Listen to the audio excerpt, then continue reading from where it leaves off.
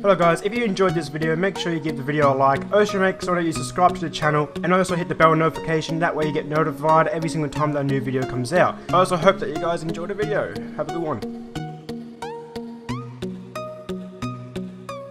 Hello guys, DJ Wolf here, back at it again with another YouTube video for you guys. And today I'm just going to show you basic drag tuning. Let me know if you guys want to see some, possibly some drift tuning as well, just basic stuff. And let me know if there's anything else that you want to see on the channel and what you want to see with drag racing and stuff. So we'll just get straight into it. I'm just going to show you for a simple car like this Aston Martin here, but this could basically work for really any car. So I'm not really sure what the stock motor is in here, but I wanted to not give it too much power, so I didn't put the V12 in it. Just, I think it's a V8. I don't know. It might be a V10, but anyway. And it has, I'm pretty sure it has turbos, so I just left the supercharger out. Actually, no, it has no, it's natural gas spread. Okay, so it has nothing. So I guess we'll chuck a supercharger in there. And yeah, so for some drag cars, you just, it's your own stuff, but like, some wings do work for drag racing. Not this one, this one's retarded, but if you guys know on muscle cars, the little lip like what this car has, it's like a little lip like that. That usually really helps with downforce and stuff, only if you think your car needs it. As everything else, drag tires, and then with your front tires, you want them as skinny as possible. The rear as wide as possible, unless you're doing like small tire challenge or some crap. I don't know. And here are the main three. So these are the main three rims to use for drag racing. I know there are some other ones that weigh the same, but just try and find ones that weigh the same as these ones. So you'll see here, it's not popping up, but usually there'll be, oh here we go, it says weight plus 23 kilos. So just find out how much these drop in kilos and then go find some that weigh the same, and you could use those. But I usually use one out of the three. They're usually easy to use and whatnot. You do not want to increase rim size. You can't for this car, so it's all good. And basically just upgrade everything to as much as you can and whatnot. And we'll get to the harder stuff. You want everything basic race. Now I know there's a big debate on roll cage. Some people say it's not good, some people say it is good, or you can go toggle and you can find out with the 0 to 100 seconds, but then you don't want to base it on the 0 to 100 seconds because this game is, I swear, is rigged. Like, so it says without roll cage, yeah, it's quicker, but it's gonna wheel spin more. So with a roll cage, it's more rigid, and to me, I've had better experiences with roll cage, so I'm putting them all in most of my drag builds now. So most of my drag builds that are on the storefront, I'm going to be resetting. Just basic race weight and whatnot. I might do a video where I'm showing, like, debunking non-roll cage and roll cage. If you guys want to see a video of that, let me know down in the comments. And basically, you just want to fully upgrade the engine, except it gets a little bit tricky near the end. So it changes for every car. If your car is very, very light, like say an RX-3 Mazda, maybe a Tirana, those you do not want to always upgrade the turbo. So say this was a turbo car, you don't want to upgrade the turbos fully. Sometimes depends on if you can tune it. But if you struggle and you notice you can wheel spin and you can't figure out how to get rid of it, just downgrade your turbos to like back down to sport. If it's still doing it, then go back to street. I usually go about sport or street with light cars, but this is a pretty reasonably heavy car, 1,300 kilos. That's like, I think that's like 2,600 pounds maybe, somewhere around there. So it's pretty heavy, so I'll put full race on it. You want full race intercooler and stuff. With the oil and cooling system, it's a little bit dodgy. Like, I've noticed some cars can do good with it raced, and some cars can do really good with it stock. Most cars do it stock, and also, as you can see, it puts a fair bit of weight in, puts in like 18 more kilos. So it's just your personal preference. I like to have it stock. Most people that I know have it stock. Then with your race flywheel, It's also, yet again, is this personal preference. Compare, like, it just depends on your tune. I know most people, as before with the oil and cooling, will use stock flywheel, but I have noticed that some cars can use the sport or street flywheel. This one doesn't have the street because I bet that's the stock one. The stock one's probably the street one. So I have one car, I forgot what it was. I think it might have been my rear-wheel drive GDR, and it can use race flywheel. So it just depends on the car. You just got to test and tune. I recommend taking oil and cooling off, and I also recommend taking the flywheel off and just tuning it. And if you feel like you can put more power to it, get a flywheel, get some oil and cooling, and just muck around with it. And then with the tune, I know that some people were saying that around, so obviously I got that Australian bullshit fucking kilometers and stuff, so mine's going to be a little bit different compared to you American and Britain people. No offense. Anyway, so basically you want the front to be as high pressure as you can. I have actually tested this. You do want it higher. I've seen people say, oh, maybe have it in the middle, have it as low as you can. No, you do not want to. I've tested it. You want it as high as possible. That way you're not causing drag. And then with the rear, people have also said, oh, keep it, so say this is about maybe 15 PSI. People, I mean not 15, 28 PSI or 30 PSI. People say that's like the best point. I have tested this as well.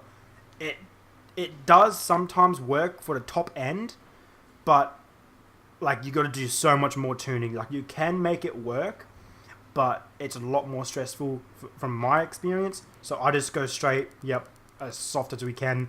That way we get a good launch and whatnot, and it's just easier and whatnot. And even I've raced people. I've gotten my friend to do a tune with the 28 PSI whatnot, and we've raced the same cars and whatnot.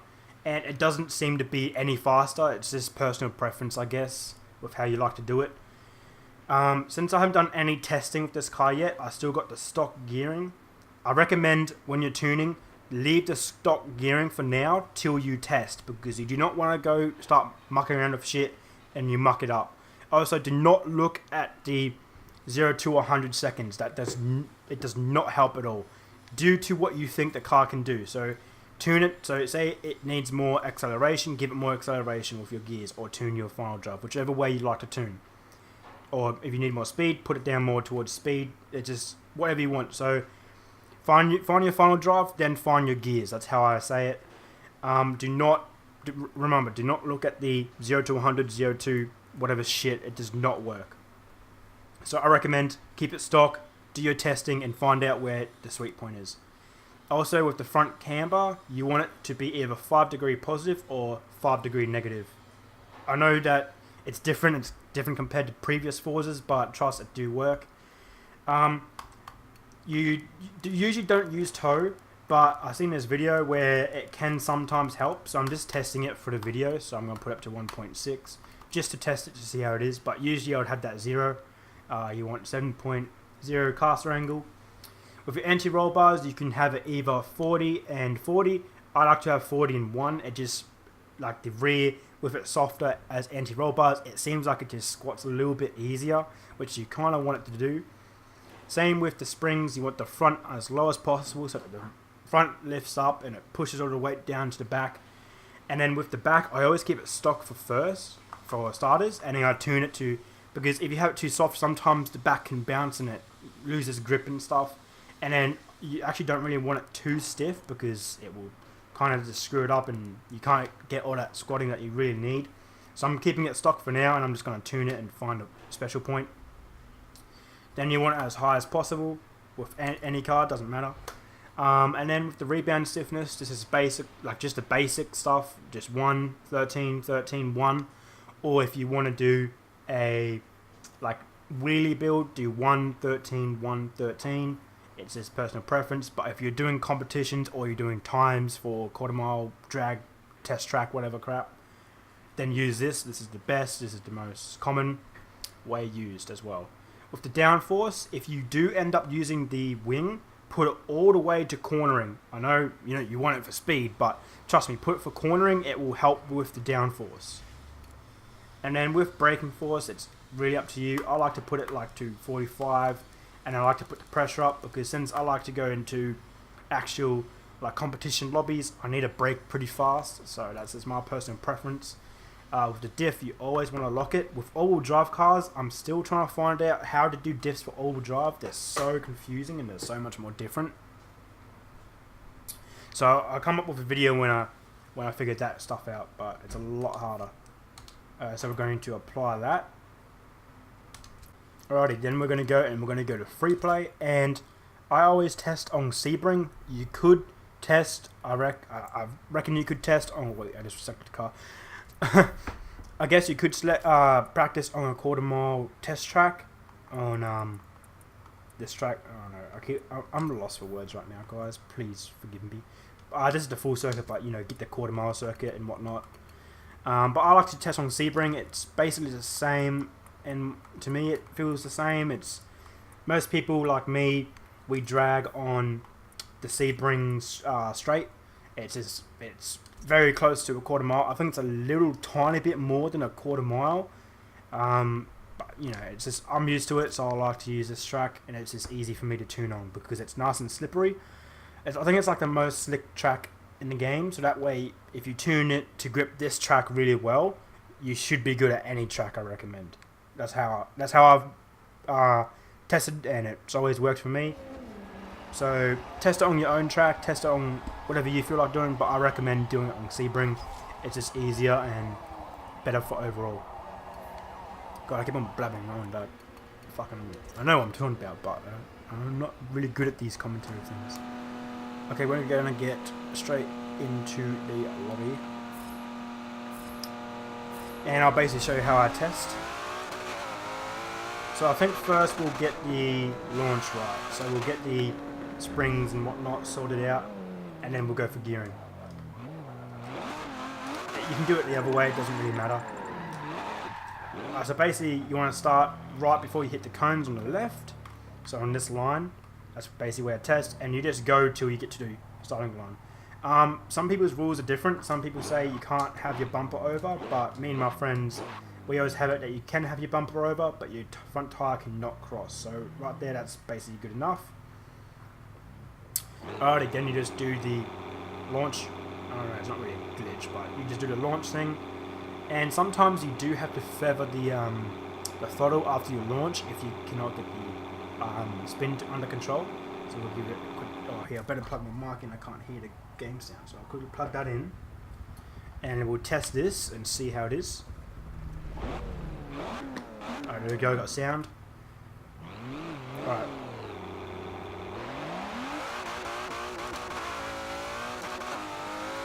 Alright, as you can see, it bounces a tiny bit, like barely bounces, which is good.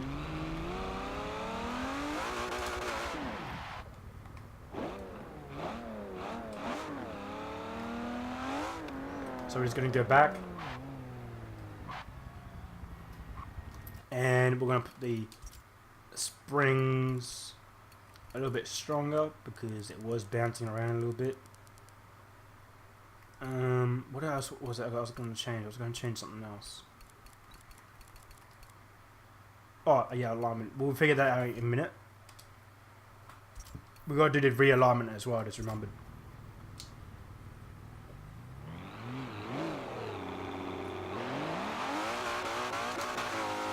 Alright, I think that's pretty much perfect. I could go more into it, test for like, I don't know, 10-20 minutes, but I gotta keep this video short.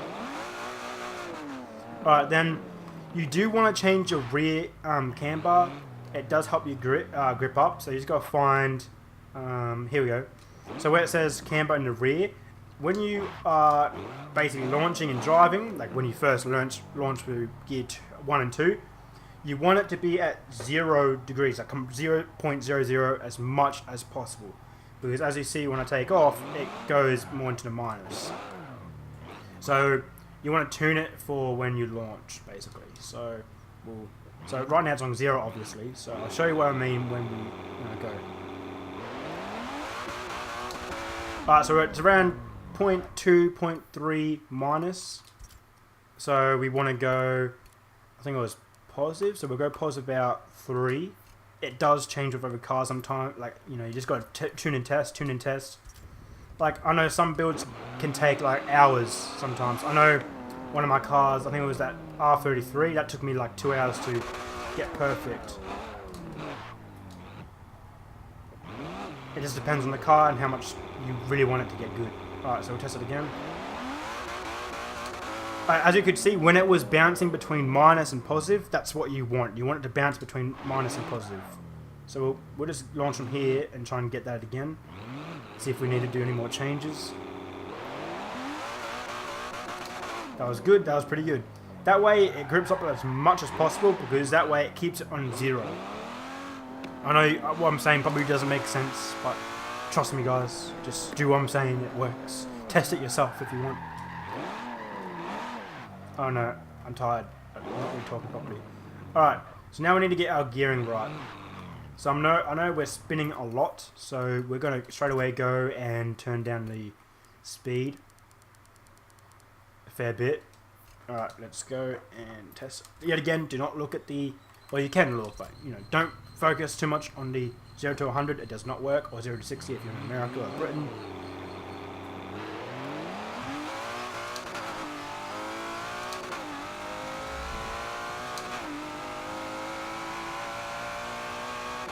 That was pretty good. We need some more acceleration. So that was good. That was a good launch. We're going to test that launch again, and we'll just make the other gears a little bit shorter. But yet again, I don't have much power. So as you can see on the screen, I only have about 660 kilowatts, which is like 900. So it has about between 800 to 900 horsepower. So you don't expect it to be the fastest, but you know, let's see how fast we can actually get it. Okay, so we're going to go and we're going to make it a little bit more acceleration. So we'll go down to speed a little bit more, maybe 3.05. Then we'll bring second gear in a little bit more, not too much because it was still spinning a little bit, like you could hear the tires screeching before. Last gears you don't really need to worry about, but I do because I like to do like mile runs with my friends every now and again. But here for the video I'll just focus on 4 gears. You can use 3 gears. I know some people that can use 2 gears in a quarter mile, but usually 3 or 4 is what you want. Some cars you want 5. It's just on your tune. It's your tune, it's your build, just do what you like. Alrighty, and here we go.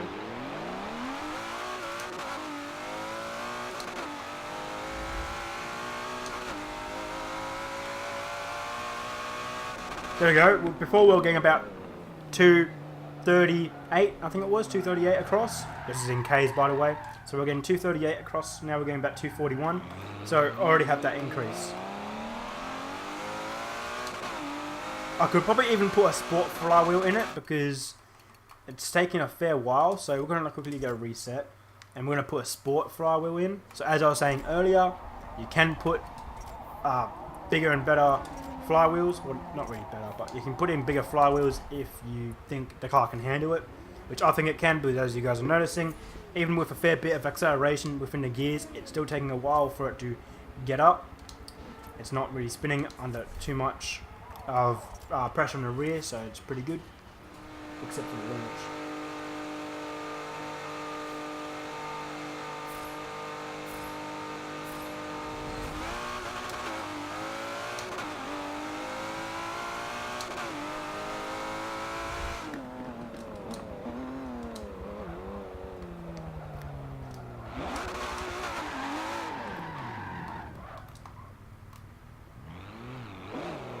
Let's try this again.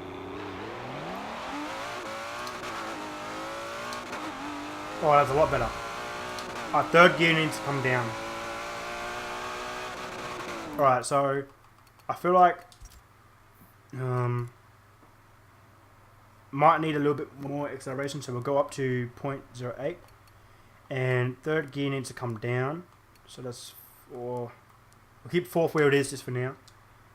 Tune it again. And I noticed that first was spinning a little bit more, so we'll put that up a little bit. About that much, that seems alright. Alrighty, let's go back.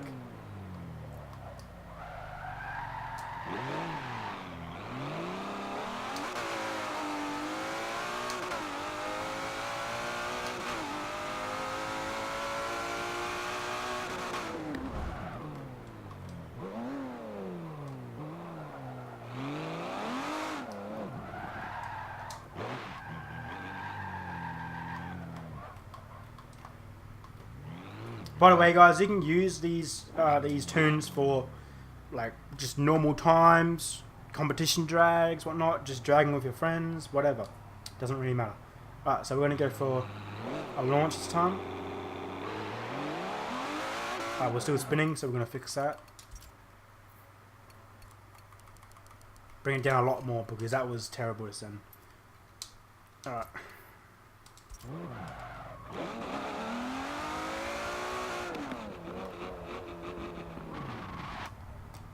We don't care about lineup. We don't need to be perfect. Oh, that was very good. You can get a little bit better than that if you take more time into tuning it, but I'm not really worried. I'm just showing you basics. Alright, so I'm getting to 5th gear. I don't really want that for this car because I feel like this car can do a lot more. So we'll go 2nd gear. I think we can go a little bit more. 3rd gear a little bit more. 4th we'll go for a little bit longer. Alrighty. I think the final drive seems to be really spot on. You can change it a little bit more to your perspective. But I think I just need to focus on... I could probably go for a little bit more acceleration. We'll see. Maybe a little bit more speed. I don't know. We'll just see. You just got to practice and test. So we'll go, you know, usually I'd go for a little bit more acceleration. Because since I'm confused at the moment, I don't know what it really needs. Does it need more speed? Does it need more acceleration? So I'll go acceleration first, and if it doesn't work, if it makes it worse, go for speed.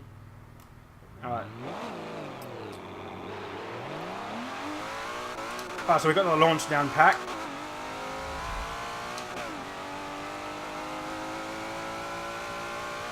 There we go. We'll go like, what, 43 across there? That's probably the fastest I think we've got so far. Let's actually concentrate on the speed this time, and I want to see how fast we can go across. God, this is pretty good. Pretty good car. More of a muck around car. Alrighty.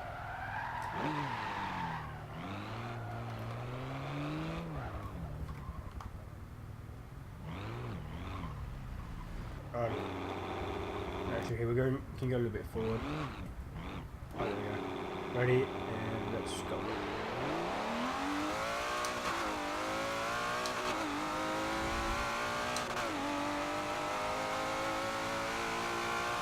.45, I think that was. I have to look back through the recording, but I think that was about 45. You guys could probably get even 50 with this car if you practice with it, because since each car is different, you gotta like practice to those gears. You gotta know the best time. So as you guys might have seen in that one run, I was changing right before I got red line, because first, I don't know, it's different builds. Some builds you want a red line for a little bit, but I did it right as I think it was about to red line. As soon as before it was about to get into the red. So I quickly shifted right before it hit that. Then I think I did the same for 2nd.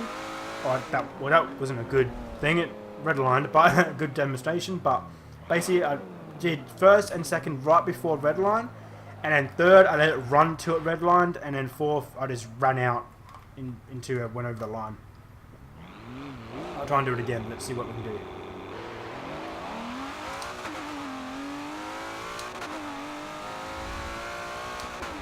You guys still can hear the red line, but that's just because of shifting. But as you probably noticed, that 1st and 2nd only red banged once because of my shifting. Then 3rd did it once when I shift right. I'm confused right now. What the hell? I'm so tired. Bloody hell. Can't talk straight. So with number 3, you could hear like a tiny, like as it hit red line. Then as I hit red line, then you heard the big red line. As I shifted it. It's hard to explain, but you guys probably heard it. If you guys go back in the video, it was a small red line sound, then a big one from shifting. And then I just ran 4th out.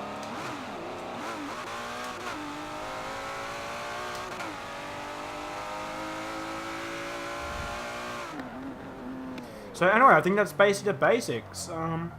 That's just basic stuff. Well, I guess I taught you guys a little bit more than just the basics. I taught you guys, how to tune it as well. So I guess I'll just call this how to tune real drive drag tutorial or something. Anyway, guys, if you want to see more tutorials like this, let me know what you want me to do a tutorial about down in the comments. Also, like the video for more videos like this and more videos to come. Anyway, guys, have a good one. Sorry that my speech was a little bit out. I'm very tired, had a lot of work, I've been very busy. Anyway, have a good one, guys. See ya.